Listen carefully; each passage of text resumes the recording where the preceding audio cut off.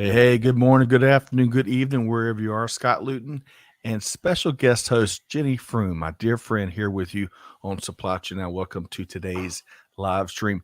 Jenny, how are you doing? Doing very, very well. Thank you, Scott. It's evening here and we've got electricity, but don't tell anyone. Yes.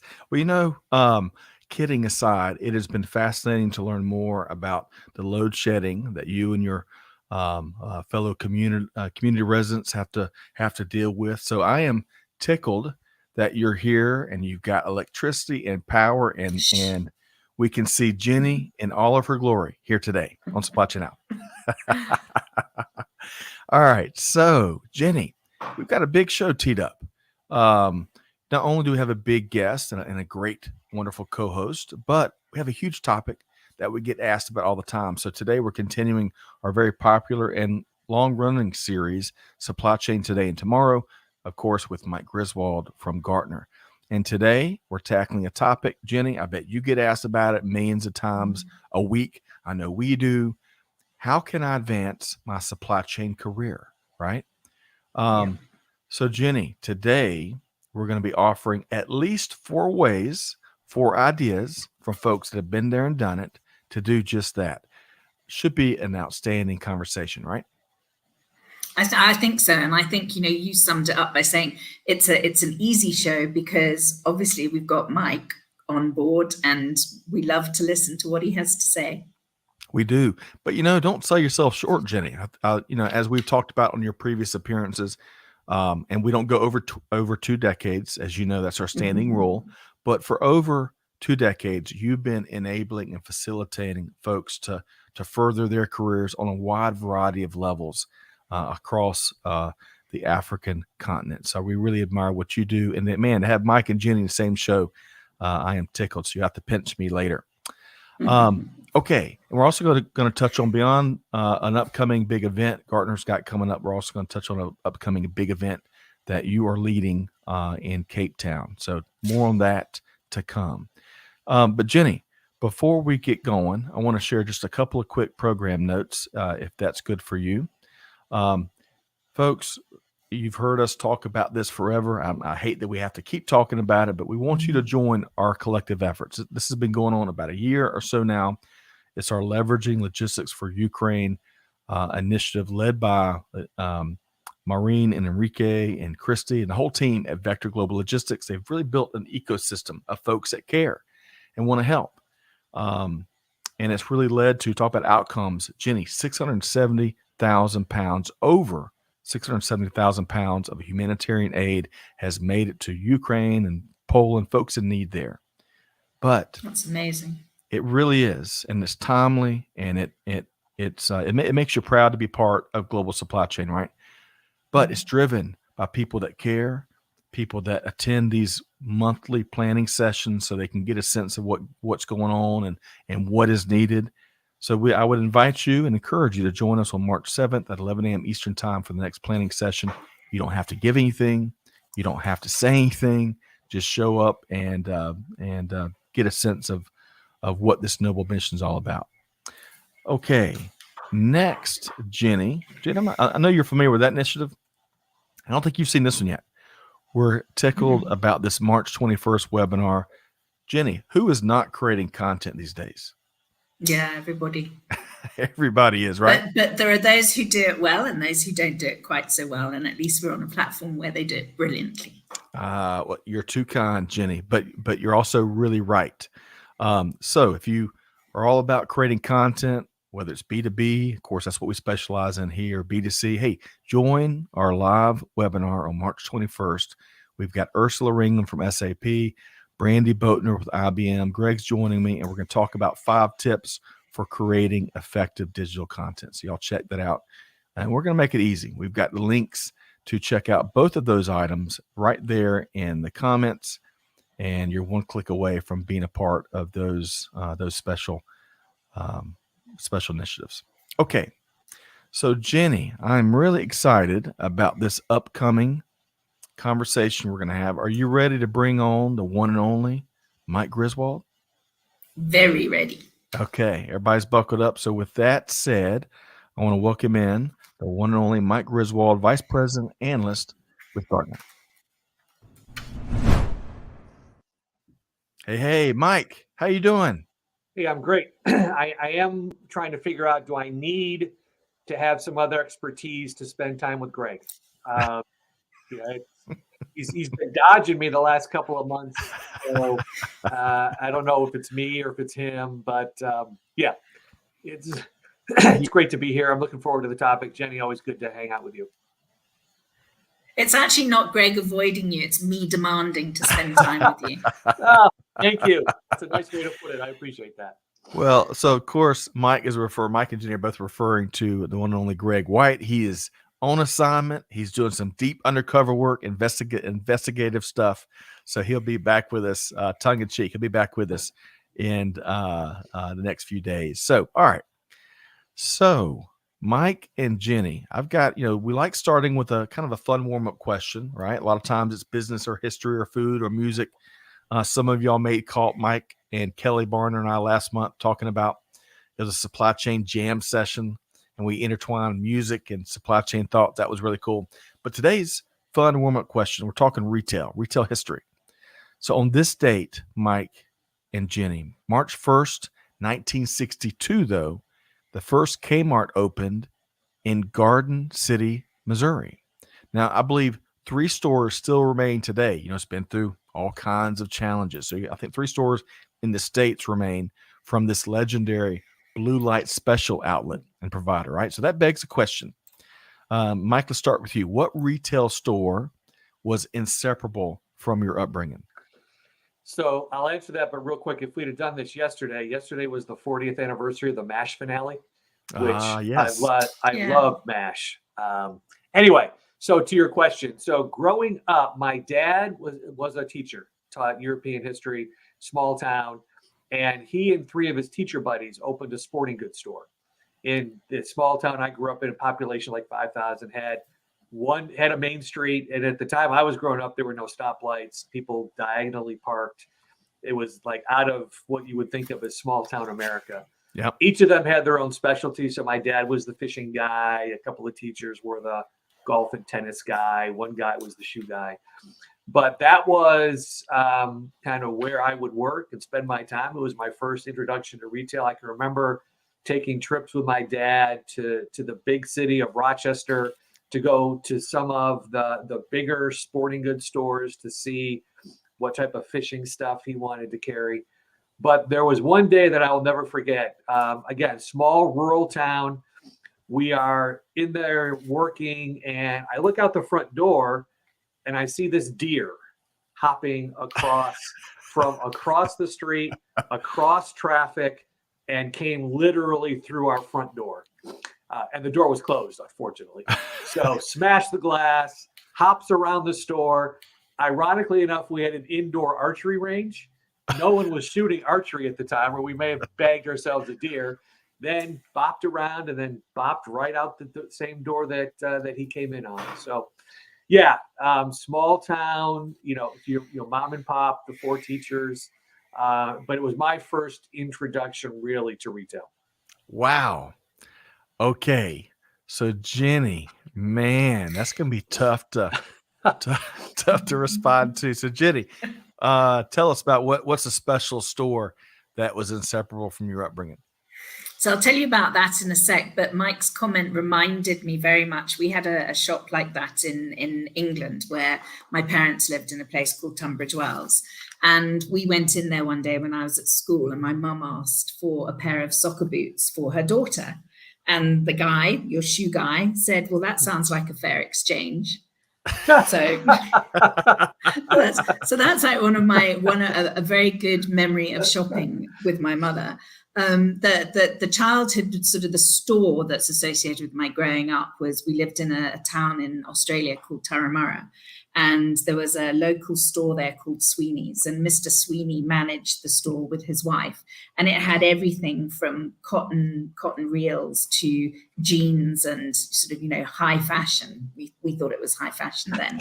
And that was a store that you just used to love going into, because Mr. Sweeney was just always there and always so welcoming. And that was like my first realization on how people can make you feel, and it makes you just want to be in their presence. And that was him in that store. I love that. Mr. Sweeney, right? Mr. Sweeney. Yep. Sweeney. And of course, his wife and business partner, that I'm sure it was quite a 1-2 punch, 1-2 effort. And sock for boots. I can see be quite a trade. Love that. All right. So Mike and Jenny, thank you all very much. I would just add, growing up in Aiken, South Carolina, we had a locally owned shoe store called Leverett's, and Mr. Leverett ran the store with his family. We spent lots of going back to school times there. Mr. Gaddy's Pizza, I think we've talked about that before. That's still around.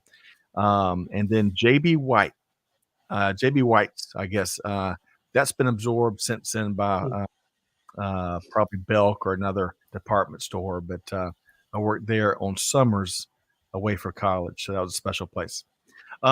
Okay. Is Aiken the home of golfer Dennis DJ? Dustin Johnson, I think, is from Aiken, South Carolina. No, okay. He is from Myrtle Beach. It is Kisner. Kisner. Oh, okay. I knew someone was. Yep. He's a good guy too. Yes. And Mike, you're just re-illustrating why we've got to have you on our next Supply Chain Nerds Talk Sports. We'll make that happen. Okay. So we've got a great topic teed up today. We're looking forward to learning from Mike and Jenny. And again, it's on a topic we get asked about all the time. So let's go ahead and dive right into, I'm going to call it 4 ways, y'all count them with me, to optimize your supply chain career. And what we're going to do, we're going to go through Mike's list first, and Jenny and I will kind of comment on what we're hearing from Mike. And then who knows, we might have some bonus tips after Mike shares. So Mike, this question we get all the time, what's the first thing on your list in terms of a piece of advice?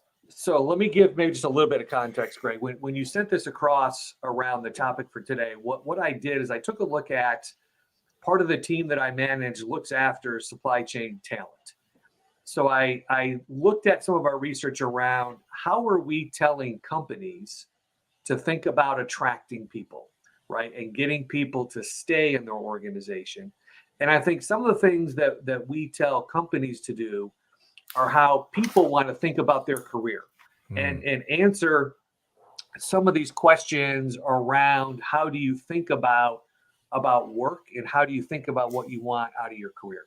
Yep. So with that as the context, the first one that we're talking to people a lot about, particularly post-pandemic, and I think people as they're in their career and thinking about changes in their career, need to think about how do you like to work, right? 5 years ago, how you like to work, the answer was you were in an office. That was how you worked, and there were no other options. Right. But when I think about it today, people there's kind of 4 dimensions to how people, can think about how they like to work. Do you like to work alone and be alone?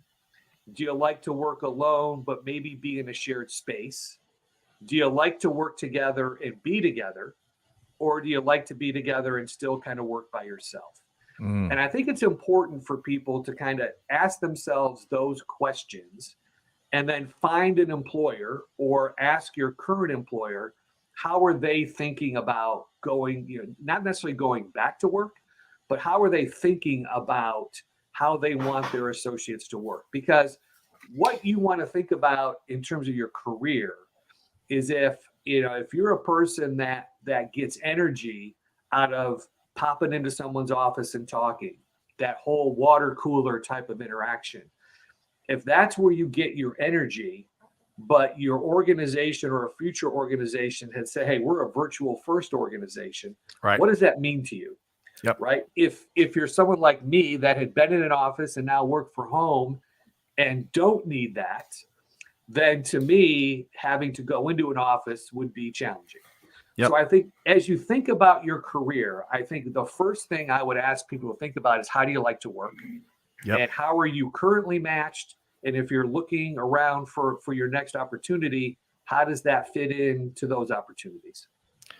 So, Mike, excellent starting point. And I'm gonna, if I can, as an aside, and Jenny, I want to get your take here in a second, folks. It looks like we're having a little bit of issue with some of the social platforms as part of the live stream. So I don't have visibility to all the comments coming in.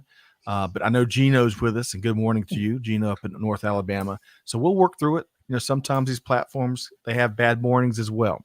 And Mike, we might be losing your video a little bit here and there. Okay. So we'll just manage that as it comes. Hey, if we can manage through global supply chain strife, we can manage through a 1 hour long live stream, right? Okay, so Jenny, back to Mike's first point. It's such a good one, and I think it is so often overlooked because folks oftentimes, and I'll point to myself here because I'm bad now and earlier in my career of wanting to jump to the solution without truly understanding what I want and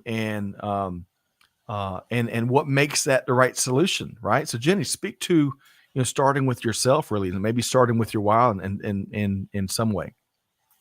Yeah, it's like Mike said, there was never a question. You were always in an office. But I've been in the event management industry for more years than I care to admit.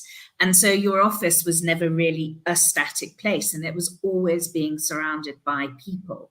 And the same thing in the association management world, you're always surrounded or involved with people. So the lockdown and this online world was a very, very different one.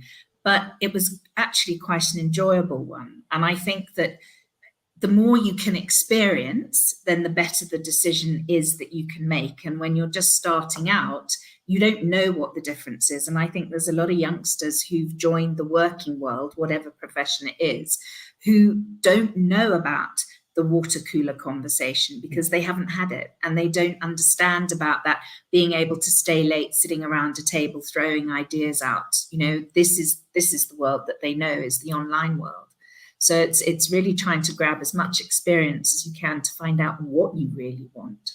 Oh, so well said. Absolutely. And again, folks, that might sound maybe intuitive, but I'm telling you, folks, we miss this internal due diligence time and time again. Gino and Greg, who's tuning in from Milwaukee. Greg, great to see you again. Thanks for your piece of feedback a few days ago. Hey, folks, y'all let us know what some of the best advice you've gotten as y'all have worked through your supply chain career or your career in general. Okay, so Mike, circling back to you, what a great starting point with really truly identifying how you like to work. What's number 2 on your list, Mike?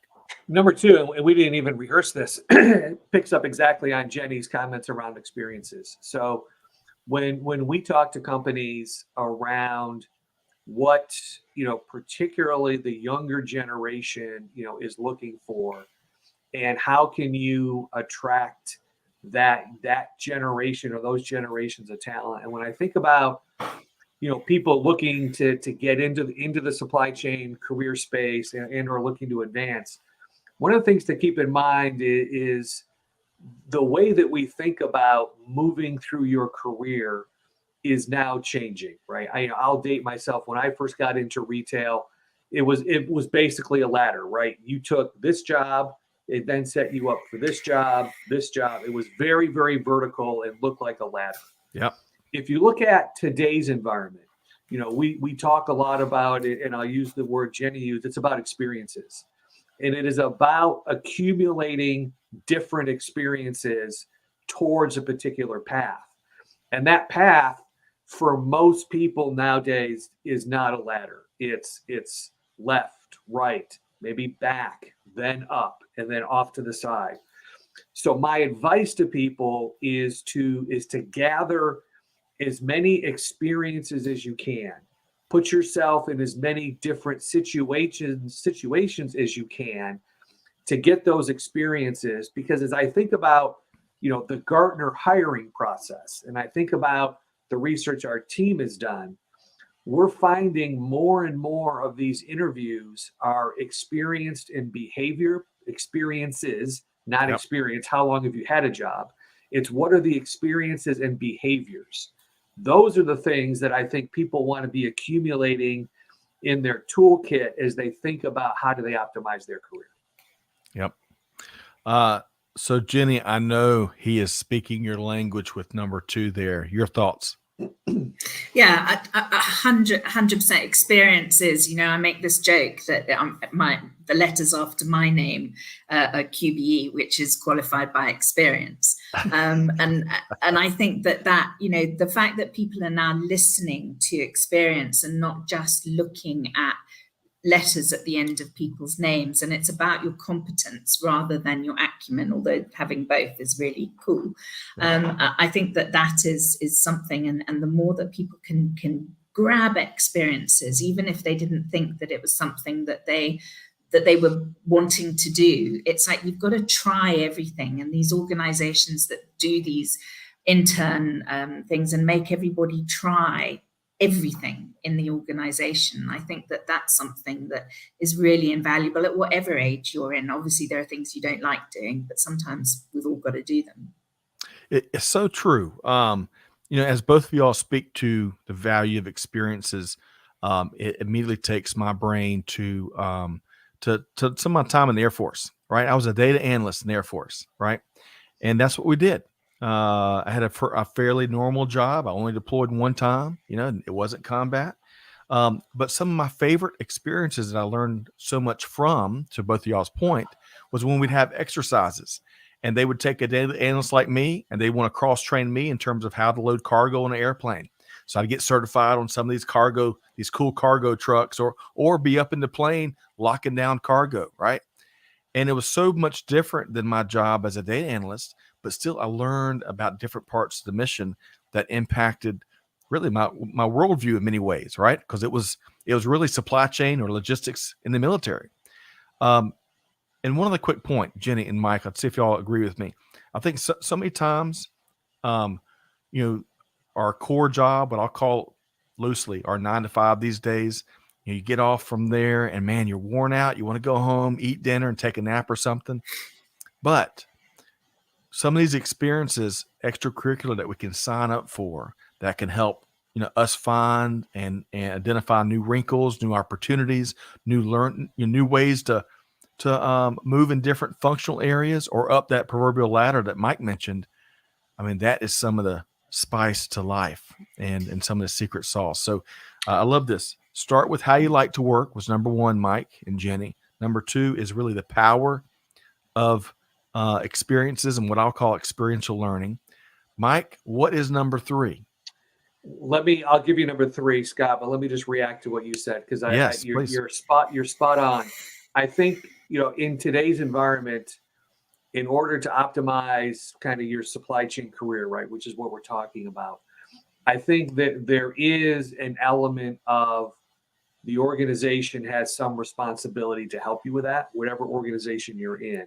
But I think in today's day and age, you also have your own responsibility. To your point, Scott, right?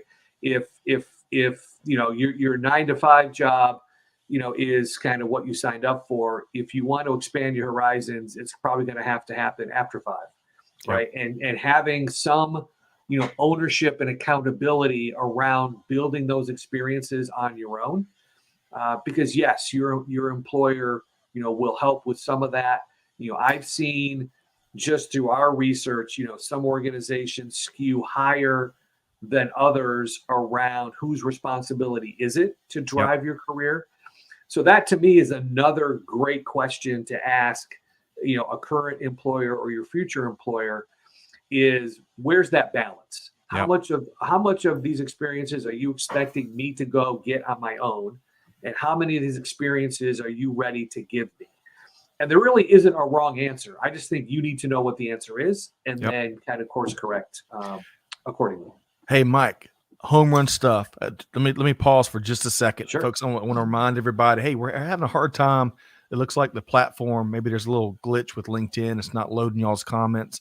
So I'm going to read those to you. We're talking with Mike Griswold from Gartner and Jenny Froome, Executive Chair of the SAPICS 2023 Annual Conference. Hello, Michael Prince is tuned in from Bentonville, Arkansas. There's a lot of stuff going on in Bentonville, Arkansas. Great to see you, Michael.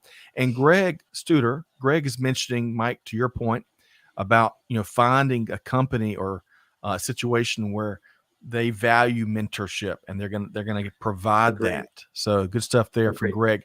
Jenny, before we go back to Mike for number 3, just respond to what Mike just shared there, because I think that's very powerful for those of us that, I know I've done it in my career. I've kind of waited until the company gave it to me, and I put the onus on them. And really, one of Mike's points there was the importance of taking ownership for your own career and finding those experiences on your own. Jenny, your quick response. This is preaching to the converted, as far as, if once you've been involved in a professional association, you see the difference. You see the difference in the individuals who make the investment for themselves in their annual membership fee, and those oftentimes whose companies pay for their registration fee, for their membership fee. And those people who pay for themselves are those who get absolute maximum out of it, because they've made the investment in themselves and in their professional development. Yeah. Such a great comment there. And I've seen that time and time again in my 14 or 15 years as part of the associational landscape. All right. So Mike, I can't wait to hear what your number 3 is. Yeah, so number 3 is actually directed, I think the 3 of the 4 are pretty much for anyone at any level in terms of where they are today, or maybe where they want to aspire to. This third one, though, came out, we're doing a ton of research on this, and we're actually trying to put this in practice operationally within Gartner. And it's for those people that manage other people. And it's this idea of becoming what we refer to as a connector manager. And what we're finding is, when you have a team, right, that there's 2 ways that you can kind of help that team grow. You can, to your point, Greg, you can kind of point things out to them and have them kind of make their own way through that journey. Or what appears to be a better way in terms of driving engagement with your team is be this idea of a connected manager, where you're actually making connections for your team with other parts of the organization. So, for example, if someone has a desire maybe to get into distribution center operations, right, and they were on my team, as a connected manager, I would help them make connections with a DC manager. Help them get some time together to talk. Maybe give that associate some time to go visit a distribution center and see if that's really what they wanted to do. But what we're finding as managers is playing a much more active role in making those connections. If I use a Gartner example, if someone on my team, wants to learn more about how to do quantitative research, I can do that one of 2 ways. I can send them a quick email and say, go talk to so-and-so, or I can take the time to actually connect them, right? Help them broker a meeting and get things on their calendars, and maybe connect with the person that they want to connect with, and give them some background around why my person wants to reach out to them. It's this idea of being a connector, I think, is huge. And in your career, right, what you want to try to do is find a manager that's going to be a connection manager for you. And if you aspire to be a manager, or maybe are already a manager, think about, how do you become a connector manager?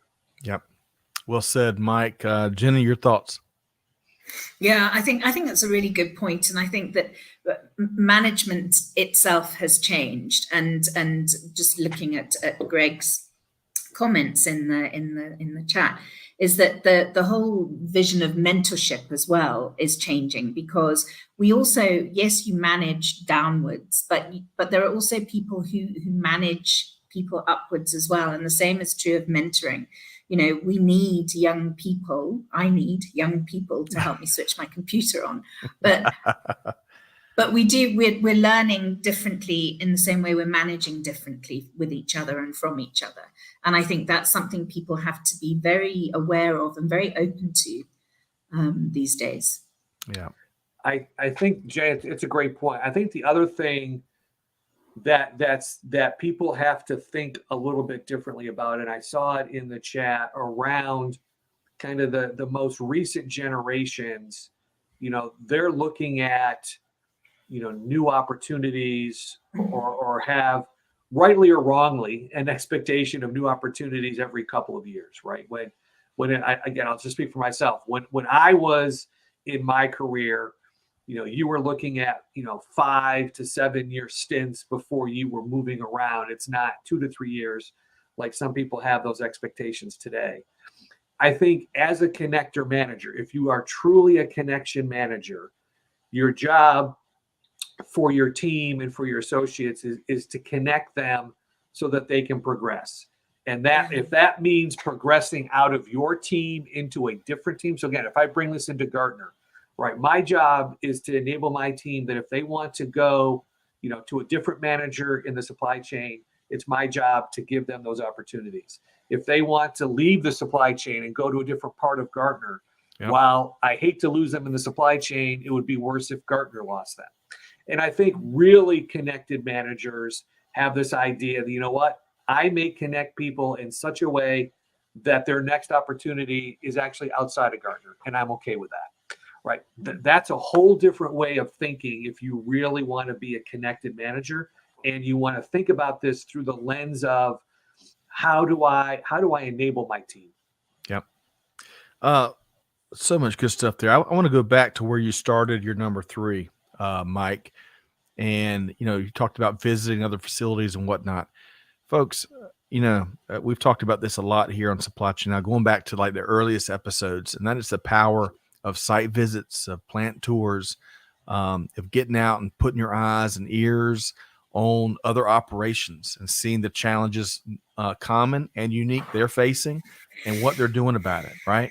The networking that's involved, what you pick up in terms of market insights, practitioner insights, leadership insights and networking additions from those types of experiences, invaluable. And really it speaks to number 3 and number 2, and heck, maybe even number 1, what Mike's put there.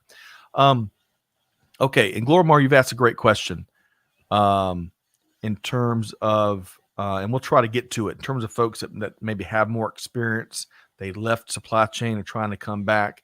We'll see if we can't fit that in before we wrap here today. Jenny, did I ask you?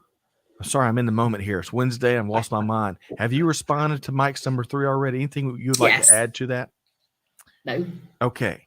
So, and Greg also adds in the chat, managers need to drop the department silos and begin to share employees that want to learn other things. That kind of goes back to what both of y'all have touched on. It's a great point, Greg. Greg's making great points, I'd just like to say.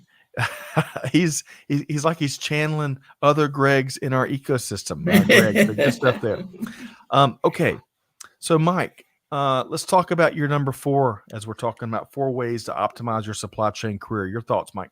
Yeah, let me just react to Greg's comment because I think it's a really fascinating one. I was talking to my team on the talent side, and they were sharing an example of a company, and it resonated with me because it's a sports analogy. But the HR team had gone through and basically built almost a draft board of the 10 highest potential candidates in this particular organization.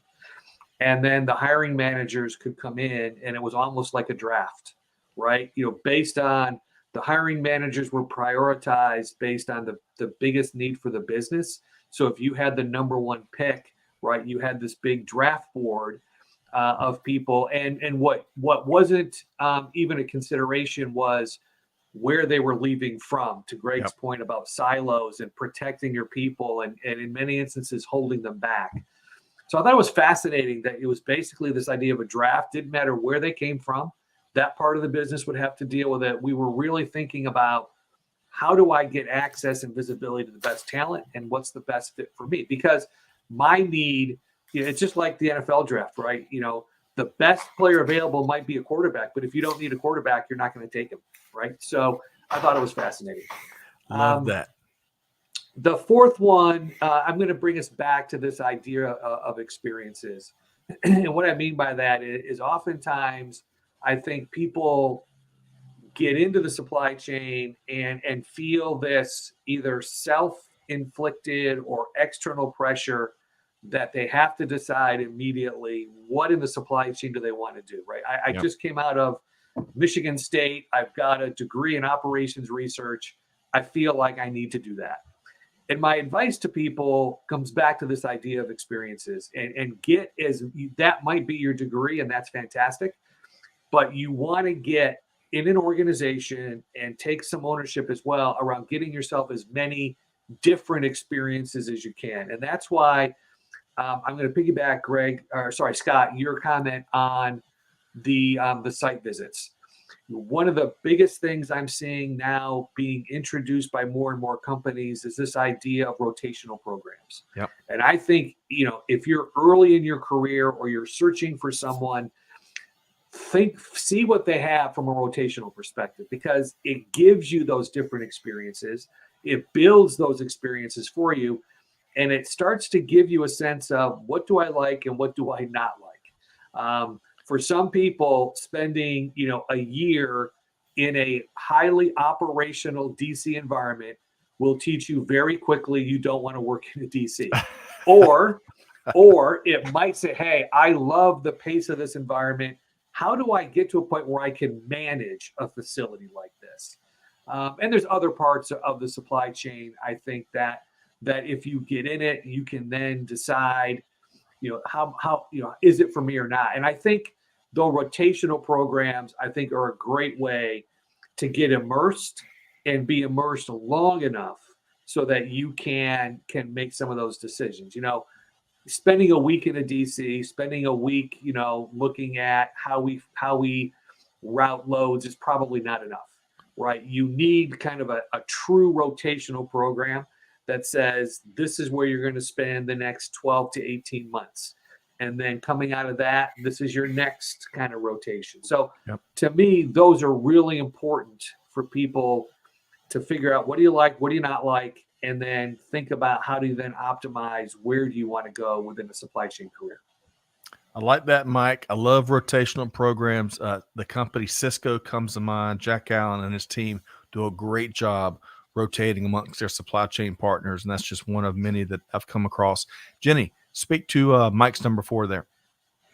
I think rotational is great. I also think a variety of industries. I think a lot of people don't realize that once you've got your supply chain skills, you can work in any industry that you want to. And this was highlighted to me when I started working more with the International Public Health Supply Chain Fraternity or group, is that understanding that supply chain best practice is unbelievably portable. So if you've got those skills, you can try any industry that you want to, and potentially, if you're not happy in the one you're working in, try a different one. Yeah, you've got the talent. Jenny, that's a great example. I mean, if you think about kind of the basics of the supply chain: plan, source, make, deliver. Yep. Right? If you have a planning expertise, I couldn't agree more with Jenny. That is highly portable. Same with source, make, and deliver. Certainly, there are nuances that you would have to learn. Say, if you were planning in a consumer products environment and now you're going to go to a high-tech environment, there are nuances you would have to pick up on. But in general, I agree completely, Jenny. They are highly portable. And I think that's one of the things I think that makes the supply chain career so fascinating. Yep. Is that when you build those skills, the ability to go from something as diverse as consumer products and then maybe land in life sciences, or life sciences and then land in retail, right? The ability to get those different experiences in very different industries, I think is one of the things with maybe if you're an accountant, right? You can do accounting pretty much anywhere. But if you think about a lot of other jobs, they tend to be a little bit more specialized, and you're kind of maybe not pigeonholed, but you're kind of in that lane for a while. Yeah. And I think the supply chain experiences, supply chain skill sets provide great portability. I think it's a great point, Jenny. Yeah, I agree. And I think it's so important for anyone listening to not paint themselves in a corner and not create self-imposed obstacles and make assumptions that stop you from exploring new opportunities of what you want to do, right? Let other folks tell you no. Don't tell yourself no. And I've learned that earlier in my career. You got to act and let others try to stop you, but don't stop yourself. And I'm going to use that as a segue. Before Jenny, I'm going to see what else you'd like to add to Mike's great top 4 list. Glorimar, I'm going to pose this question out there. And I know I said I wasn't going to take questions, but I think this is a good one a lot of folks struggle with in terms of what we get submitted to us. So Glorimar says, hey, hello from a cold, windy, and rainy LA. You don't hear that very often. And I'm not talking lower Alabama, but Los Angeles. What do you recommend to more senior and experienced professionals that have worked in supply chain for a few years, but spent more time in other fields and would like to get back to supply chain, but not in an entry-level job? Now, my take to that, and Mike and Jenny, don't want to put you on the spot. You're more than welcome to weigh in. But my take is going back to Mike's first point, find out what, how you want to work. I would add, find out what you want to do. Research the companies and the positions and the openings that really speak to you. And then we're all selling, whether we like it or not, we're all selling. Craft, you determine how you can reformat your resume to where it really matches with their top skills they're looking for. And, we got to be realistic there. Right. And then put your best foot forward, go after it with reckless abandon. And, I don't want to be overly simplistic and naive, but few folks, what I've seen, are willing to really invest in themselves and do more than kind of click on a button via one of those job sites that sends in a very stale and ancient resume.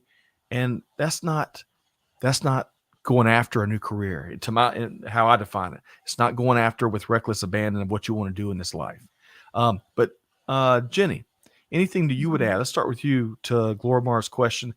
Anything else you would share with her?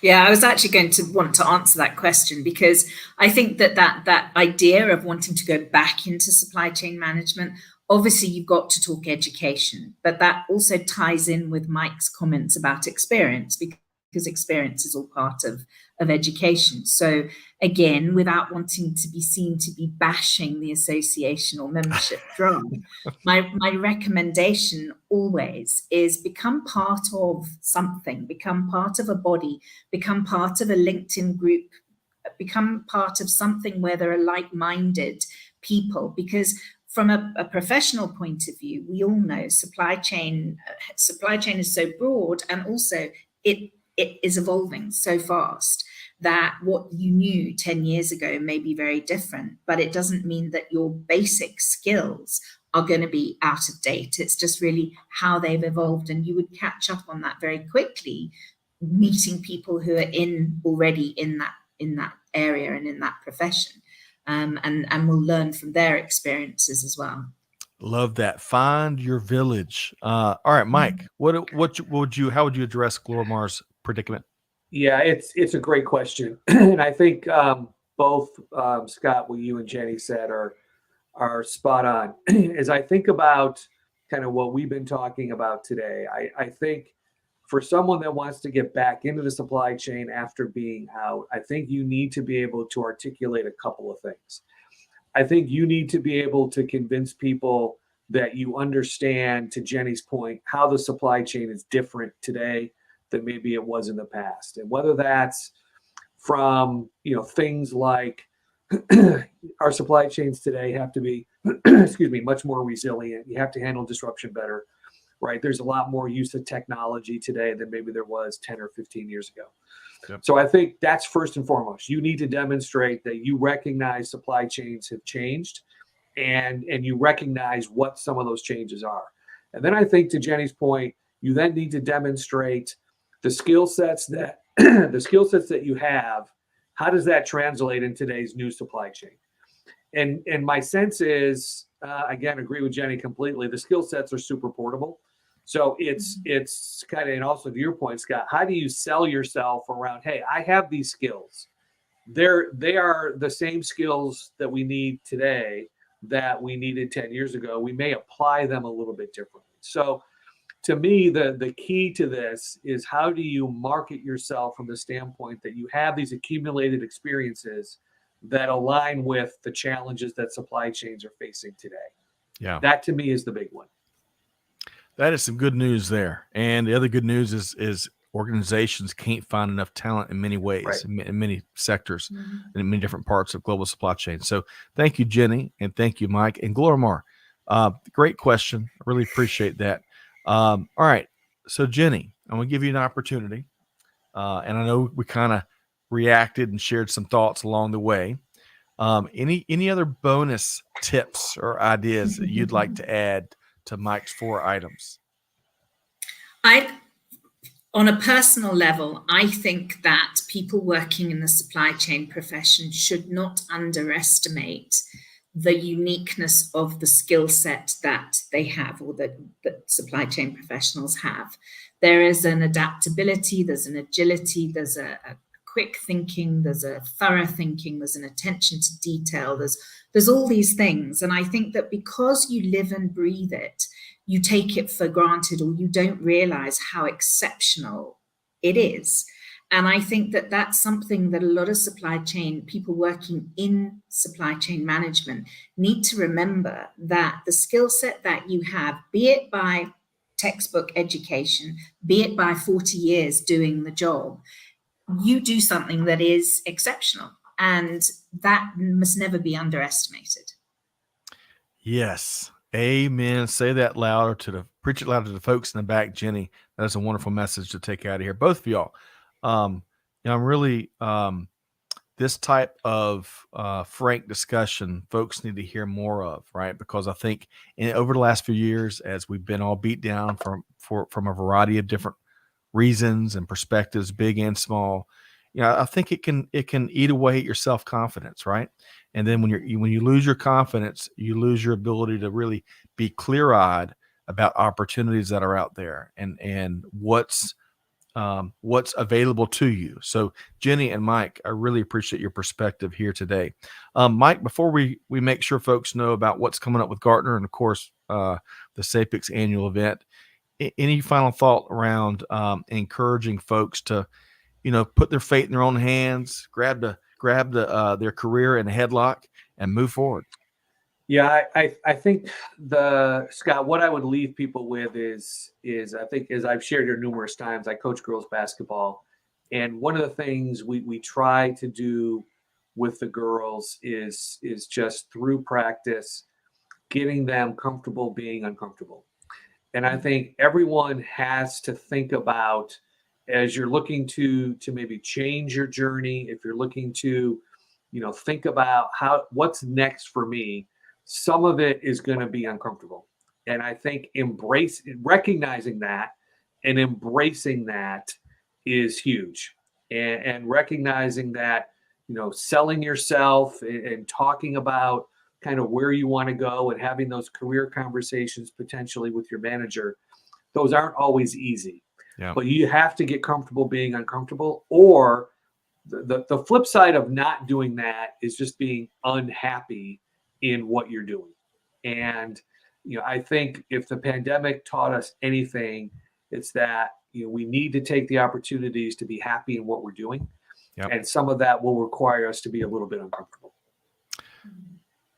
So true. And, a phrase that we used in the Air Force during my time, and again in #StartupLife, tip of the hat to Greg White, is sometimes you got to embrace the suck. Yes. It just goes with the territory. Yes. Every day is not going to be, 70 degrees and gorgeous and problem free. And the better you engage and lean into that, to what Mike was saying, the better off you'll be, and the better prepared you'll be to tackle the next challenge. Jenny, your quick comment here. Oh, I think it's brilliant, and lucky girls that you coach. I really think that that's such valuable advice, because especially with some youngsters who are coming up into the work world, they are expecting the corner office before they've even started work. And I think that, Yes. that people have to understand that you have to do the things sometimes that you really don't want to do.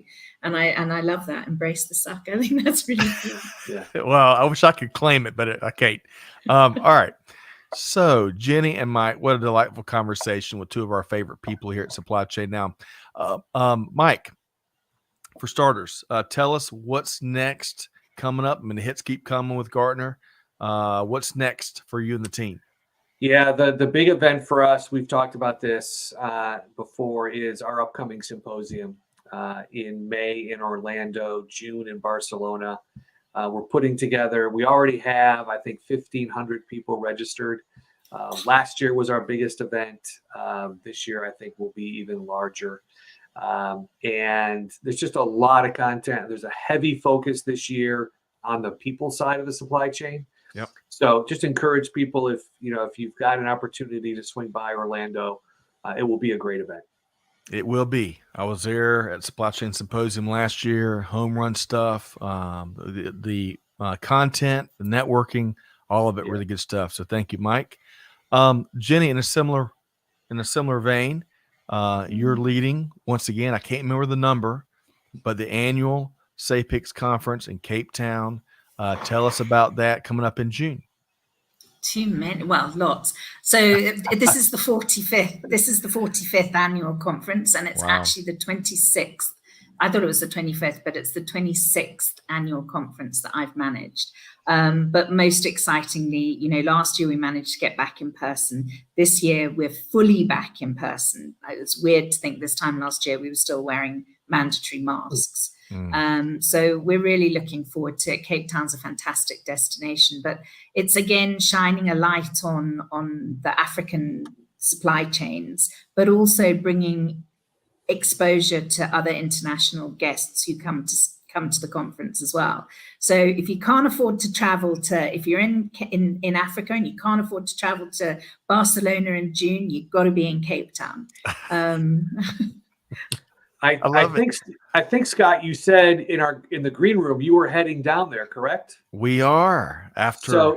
So Jenny, make sure you hook up Scott with some great white cage diving. I think that will be a great experience for you, Scott. Oh goodness! And Amanda, they can share a cage. Yes, we might miss that day of conference. We'll see. But folks, I really, both of y'all, on a very genuine kidding aside, both of y'all do so much to facilitate others' success and learning and advancement. And that's, blessed are the folks that do that. So thank you, Jenny. Thank you, Mike. We really appreciate that, both at work, so to speak, and outside of that. So I appreciate what you do. Mike, before we let you go, how can folks connect with you? Mike Griswold from Gartner.